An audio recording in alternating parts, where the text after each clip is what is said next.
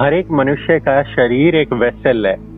जब सभी सातों कुंडलिनी चक्र ओपन अप हो जाते हैं तो जो कॉस्मिक एनर्जीज है जो दूसरे लोकों में दूसरे डायमेंशन में सस्टेन करती हैं वो आपकी बॉडी के अंदर इन्फ्यूजन करती हैं।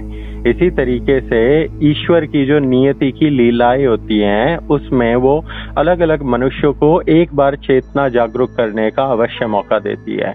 Nicola Tesla was one of them. Swami Vivekananda को भेजा गया, उसके गुरु ने उसे आदेश दिया। जो स्वामी विवेकानंद के गुरु थे उन्होंने अपने समाधि के समय पे कृष्ण का दर्शन प्राप्त करा।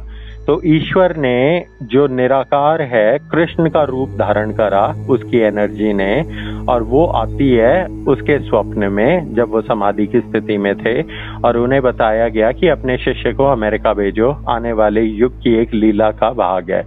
तो फिर स्वामी विवेकानंद आज से 125 साल पहले 1900, 1906, 1905 में गए थे जब वो शिकागो के अंदर स्पीच देने गए थे। तो जब उन्होंने स्पीच दी तो उस स्पीच में उनकी वाणी के अंदर एक कॉस्मिक एनर्जी थी जो उन्हें अपने गुरु से मिली थी। और स्वामी विवेकानंद से बहुत इम्प्रेस निकोला टेस्ला होते हैं और उसके साथ जाते हैं अपनी लैब में। और फिर स्वामी विवेकानंद जब उसके अंदर भी एक जागरूक ऊर्जा देखते और जिज्ञासा देखते हैं जो साइंस के लिए थी, कल्याणकारी थी, क्योंकि निकोला टेस्ला मानवता के कल्याण के लिए कार्य करना चाहते थे। He wanted energy to be free for everybody, समझा, रेडियो वेव्स और फ्रीक्वेंसी से, जो कि अभी भी है।